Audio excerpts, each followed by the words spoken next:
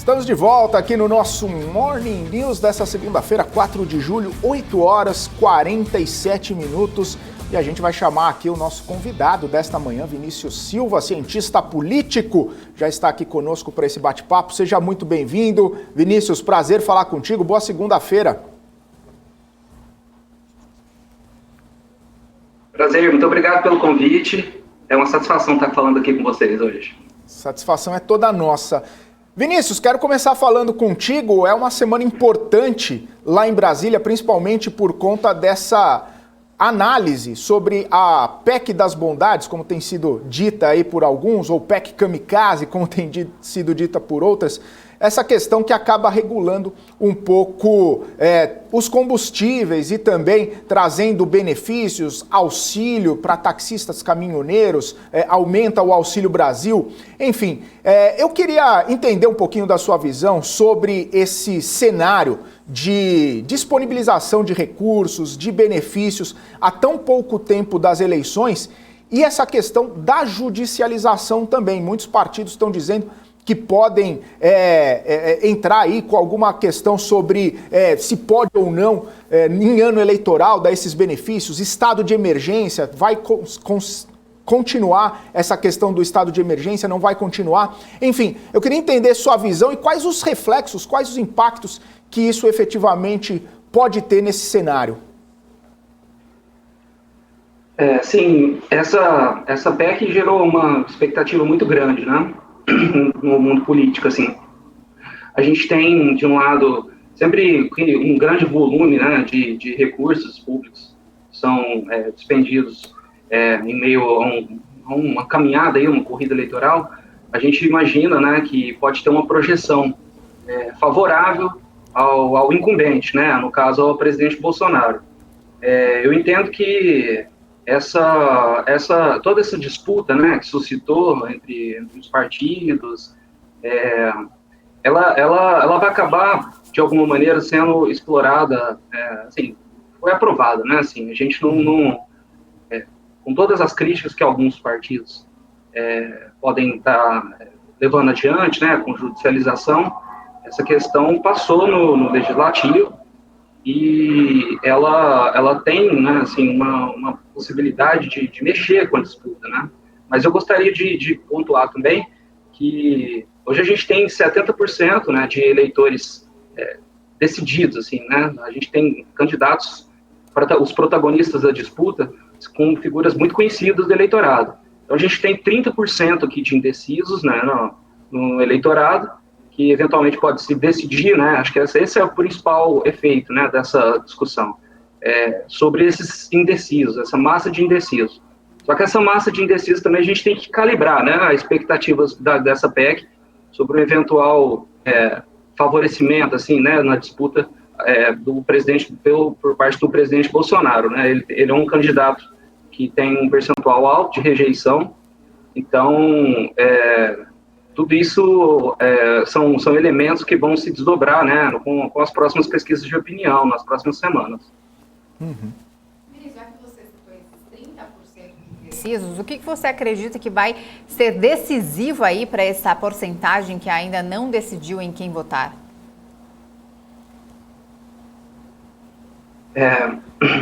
Excelente questão, né? Essa é a grande questão dessa eleição. A gente pensa que a economia hoje, né, vai ser uma grande pauta, a capacidade, né, do presidente responder a questões, né, como inflação, desemprego, assalto nos combustíveis, questões que tocam, né, assim, no dia a dia, né, no bolso dos brasileiros. Eu acho que essas questões tendem a ganhar um protagonismo maior nessa disputa do que em relação a 2018. 2018 teve uma pauta moral, né, assim, muito saliente, que acaba, né, tomando boa parte das discussões políticas hoje, mas essa questão mais pragmática, assim, pode ajudar, né, os eleitores a se decidirem, né, esse percentual de indecisos, que eu acredito, hoje, né, a gente tem 2 protagonistas na disputa, e algum terceiro candidato, assim, tentando se credenciar. A gente ainda tem algumas semanas até o início da corrida, né, assim, da campanha eleitoral propriamente. Mas com essa massa de decididos, né, assim, parece que tem pouco espaço para um terceiro competidor. Então, eu entendo que é um período muito, muito curto, né, para ter alguma melhoria significativa, mas essa possibilidade de responder, né, a questões do cotidiano dos brasileiros vai acabar sendo o fiel dessa balança aí, né, dessa decisão entre os dois principais candidatos, ou, eventualmente, se algum terceiro candidato cresce, assim, né, nas próximas semanas, eu acho que essa questão vai ser decisiva para esses eleitores indecisos, né, essas pessoas que ainda, né, diante de um período muito curto, vão ter que fazer uma escolha. Você comentou essa questão, né, de um terceiro candidato. A gente tem visto nas últimas pesquisas que parece que tem um teto ali do terceiro colocado que ele acaba não conseguindo ultrapassar, independentemente da configuração, né? Entra candidato, sai candidato, na disputa ali, não, tem um teto que parece que esse terceiro colocado não consegue superar. Em outros países, né, a gente vê bastante e debate também em eleições americanas, outros candidatos que não estão tão polarizados assim, eles acabam nem entrando na agenda, não entrando na pauta, de repente até na cobertura do dia a dia, diferentemente aqui do Brasil, né, que a gente sempre está falando, por exemplo, Ciro Gomes, Simone Tebet, a gente falava há pouco de João Dória, que tem pouca intenção de voto nas pesquisas. E claro, Lula e Bolsonaro polarizados lá em cima, né, praticamente consolidados, né, na primeira e segunda colocação. Eu queria entender se, na sua avaliação, essa terceira via ainda é possível, porque a gente já tem um tempo extenso, né, de pesquisas sendo divulgadas, pesquisas sendo feitas, com vários cenários de nomes para uma terceira via, e até agora ainda não decolou. Você acha que neste momento, né, há tão pouco tempo, praticamente 90 dias das eleições, é possível ainda que algum candidato se mostre viável para uma terceira via, para tentar desbancar essa liderança, né, esse protagonismo de Lula e de Bolsonaro? É possível? E o que teria que acontecer para essa viabilidade acontecer? Esse é o grande debate, né? Outro grande debate dessa eleição, a possibilidade da viabilidade de uma terceira candidatura. Eu acho que ela dialoga com a última questão que a gente dialogou, né? Sobre o percentual de indecisos. Boa parte, eu acho, desses eleitores que se declaram indecisos, eles não estão satisfeitos com a possibilidade, né? Eles não estão muito satisfeitos com a possibilidade de serem da próxima eleição ser vencida por Lula ou por Bolsonaro. Então, eu acho que existe alguma dose de possibilidade de algum candidato avançar, né, de uma terceira candidatura, mas historicamente e contextualmente ela é muito difícil, né? A gente tem um formato de disputa no Brasil que é preciso, né, reunir a maioria dos votos válidos. Então, assim, você não consegue fazer isso no primeiro turno, você vai para o segundo turno e dois candidatos, né, basicamente vão ser quem vai disputar a maioria dos votos válidos do eleitorado. Então, historicamente, né, a gente viu de um lado, né, o Partido dos Trabalhadores e o PSDB sendo protagonistas dessa disputa, né? Então, eu acho que esses são elementos muito importantes para a gente pensar.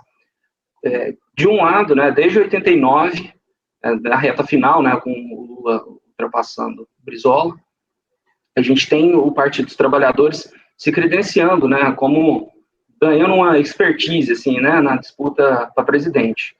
E, do outro lado, né, a gente teve entre 94 e 2014 o PSDB sendo, né, o antagonista, assim, né, dessa disputa com o PT.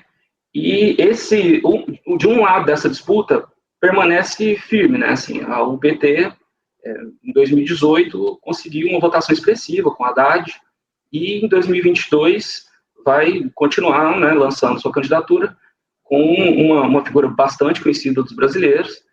E, de outro lado, a gente tem o Bolsonaro, né, um presidente a gente não vê uma chance muito, contextualmente, então, a questão é muito difícil, né, de ser explorada por um terceiro candidato. A gente tem um presidente que pode ter um grau de rejeição alto, mas ele consegue aglutinar uma parcela expressiva ainda, né, do eleitorado em torno dele. E, do outro lado, o principal desafiador hoje, né, do incumbente, compete por um partido que se notabilizou na disputa para presidente. Então, ainda falta algum tempo para a eleição, mas considerando esse movimento, né, dos candidatos, essa estabilidade das preferências em torno dos dois principais candidatos, eu acho hoje muito difícil uma terceira candidatura se credenciar, mas, né, as coisas são muito dinâmicas na política, não dá para a gente excluir nada da mesa hoje, mas pensando assim, historicamente e contextualmente, as condições são muito difíceis. E Vinícius, a gente está acompanhando, né, agora que o presidente Jair Bolsonaro confirmou a pré-candidatura ali de sua chapa com o ex-ministro Braga Neto. Nós temos ali o ex-presidente Lula numa chapa com Geraldo Alckmin, numa tentativa de trazer esse centro, né, esse apoio. Ixi, acho que será que a gente perdeu a conexão? Ficou um black, tá nos ouvindo? Nos ouve, Vinícius? Sim, minha conexão está um pouco instável, peço desculpas aí. Não, eu estava falando em relação às chapas ali, a candidatura de vice-presidente. A gente tem o ex-presidente Lula que tenta angariar votos ali de um público não tão esquerdista, não tão radical ali de seu partido, com Geraldo Alckmin, que era do PSDB, né, foi do PSDB por muitos anos. Já o presidente Jair Bolsonaro não tenta aí pegar esse público trazendo o general Braga Neto, né, que é considerado ali mais radical, por ser um general, faz parte dessa chapa. Então, qual seria a estratégia de Bolsonaro de ter ali um vice ainda conversando só com o seu eleitorado, ou se isso vai fazer alguma diferença nessa eleição? Alckmin ali com Lula pode angariar votos ali dos indecisos, do centro, do centrão, e Bolsonaro pode acabar perdendo ou não? Os vices não interferem, não influenciam na hora do voto? Sim, eu acho que você apontou muito bem, são estratégias, até certo ponto, diametralmente opostas, né? Porque, de um lado, a gente tem uma aposta em ampliar um arco de alianças, né? E, que no caso, o ex-presidente Lula busca, né, uma aliança com o Geraldo Alckmin justamente para tentar recolher, né, assim, conquistar um pouco dos votos para um eleitor mais ao centro, ou mesmo algumas parcelas da direita, né, que é um eleitor que vê com muitos bons olhos, né, a vice-candidatura, né, a posição de vice, né, para o Geraldo Alckmin. Eu acho que é uma mensagem muito clara do Lula, né, que coloca, né, esse diálogo, né, com um setor mais amplo, né, do que simplesmente a esquerda, né, o espectro político tradicionalmente associado. E, de outro lado, a gente tem o Bolsonaro, até certo ponto, insistindo, né, numa aposta mais purista, assim, né, uma visão de apostar. Ele dobra a aposta, né? Assim, de alguma maneira, ele está dobrando a aposta de que a estratégia que o fez vencedor em 2018 vai ser capaz, né, assim, de se lançar como um antagonista, né, em relação aos agentes políticos, né? Assim, essa estratégia de buscar um vice militar, né, assim, ela sinaliza, de alguma maneira, né, uma questão, eu disse, diametralmente oposta, porque eu entendo que quando você reúne dois adversários, né, dois tradicionais adversários na disputa, a gente falou de PT e PSDB, inclusive dois candidatos, né, que foram competidores na mesma disputa. Então, você tem uma possibilidade de sinalizar um pacto político, né, assim, você tem uma composição entre lideranças associadas ao establishment, assim, ao mundo político.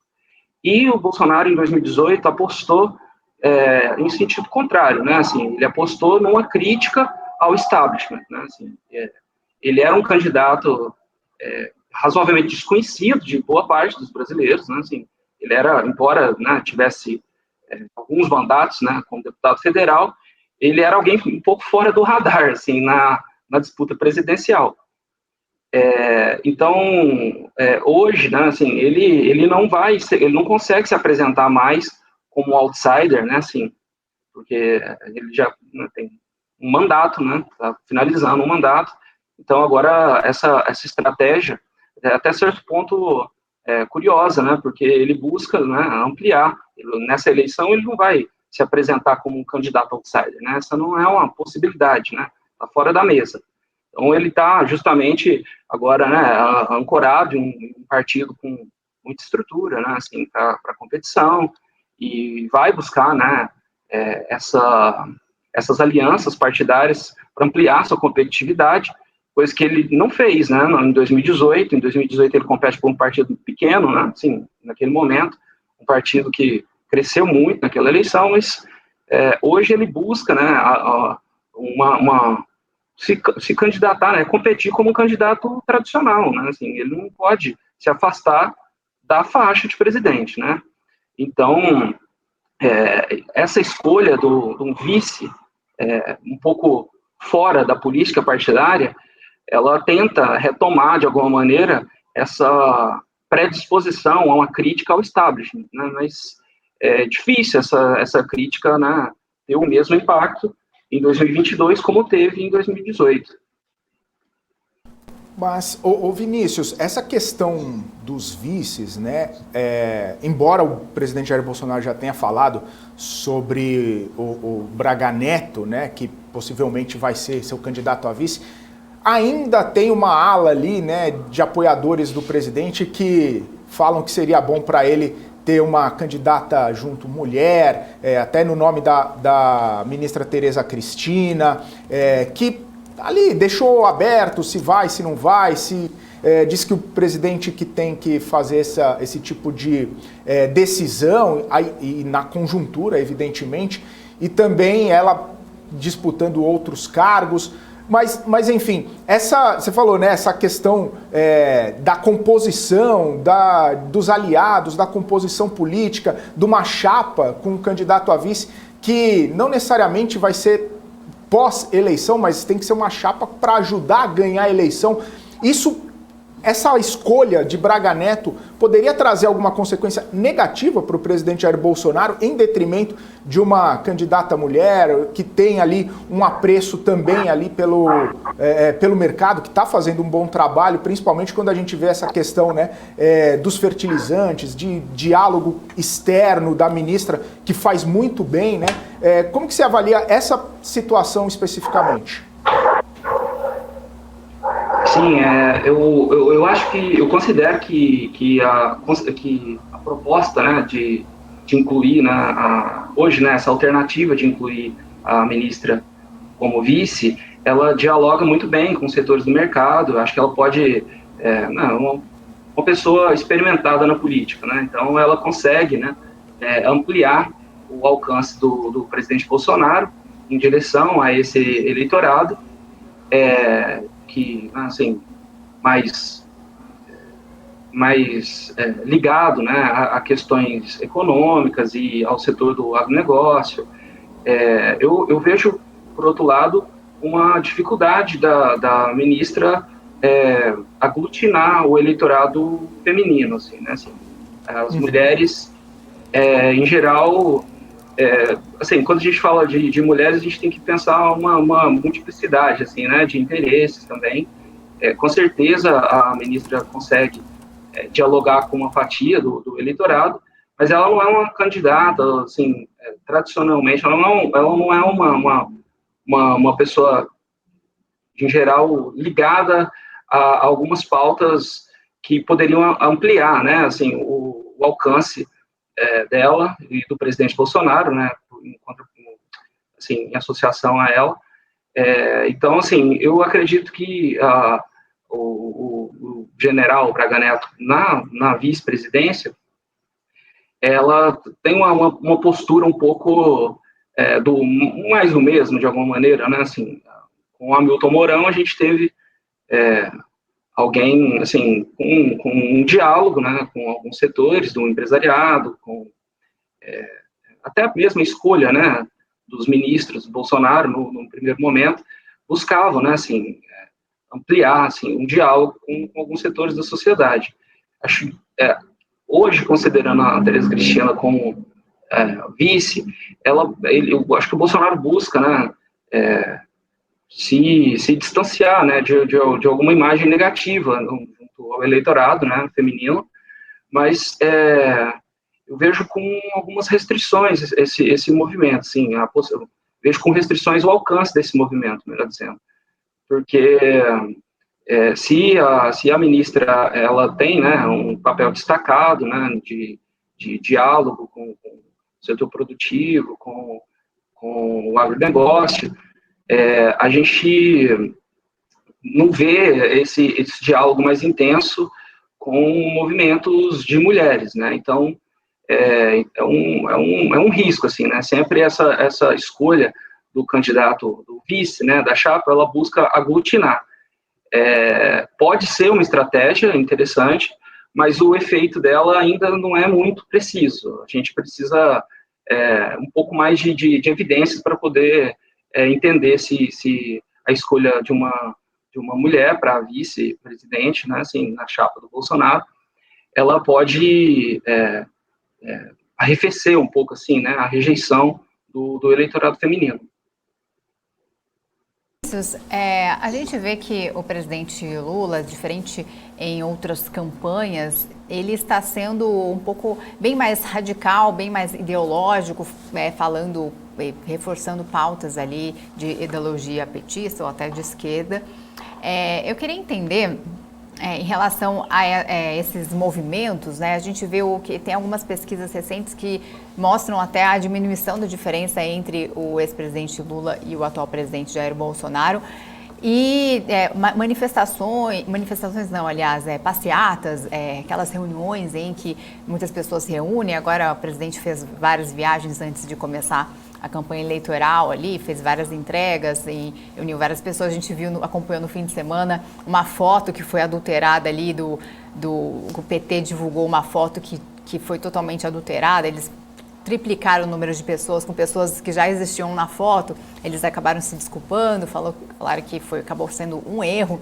Você acredita que a tendência com essa PEC ali podendo aliviar o bolso do consumidor brasileiro, da população, a tendência seja diminuir essa diferença entre os dois nas pesquisas, a tendência seja realmente estreitar ali, acirrar ainda mais essa disputa até o final da campanha? Sim, eu acredito que a disputa tende a ficar mais acirrada com os possíveis efeitos dessa PEC, né? Assim, a gente tem pouco tempo para colher os resultados, assim, numa perspectiva mais estrutural, né? Na verdade, alguns desses resultados podem ser desastrosos no médio e longo prazo, a gente sabe disso, mas a questão do auxílio, por exemplo, né? Essa é uma medida de um efeito mais imediatista, assim, né? Vamos pensar que durante, né, assim, o período mais sombrio, assim, da pandemia, muito se discutiu sobre o valor do auxílio e, assim, essa questão foi bastante explorada, né, pela oposição, que naquele momento, né, buscava um auxílio mais alto, e em negociações, né, com o governo, esse valor, assim, né, sempre enfrentava um limite. Então, eu estou colocando essa questão porque eu acho que ela é muito importante, ela possivelmente vai ser explorada pelos adversários do presidente Bolsonaro, né? Assim, a gente tem, com essa PEC, uma sinalização positiva, né, do governo tentando, assim, o governo e o Congresso também, né, tentando sinalizar benesses, né, assim, à sociedade, no sentido de aliviar um pouco, né, os efeitos de um período econômico muito instável, muito desfavorável, especialmente para a população mais pobre, né, com a inflação nesse patamar que a gente está vendo, né. Então, eu acho que a tendência é que se estreite a distância, mas eu acredito que o período é muito curto para, assim, surtir um efeito. A gente está falando ali, né, de 30% de eleitores indecisos, considerando um pouco, né, calibrando um pouco essa projeção de crescimento do Bolsonaro, tendo em vista sua rejeição, e o período curto, assim, né, de tempo até a eleição, a gente tem um trabalho muito duro, assim, né, para enxergar uma conversão, né, quase automática de votos em função dessa PEC. Claro que a tendência, né, a expectativa é que o Bolsonaro cresça, né, de alguma forma nas próximas semanas, mas isso tudo ainda está no terreno das conjecturas, né? Assim, a gente ainda não tem exatamente uma maneira de dimensionar o efeito disso, né? A gente precisa esperar as próximas pesquisas, mas, lógico, né, calibrando um pouco essa expectativa em função da rejeição que o presidente já tem, né, em grande parte do eleitorado. Tá certo. Vinícius, quero agradecer sua participação aqui com a gente. Muito obrigado pela sua disponibilidade aqui com a nossa audiência e até uma próxima. Ótima semana para você.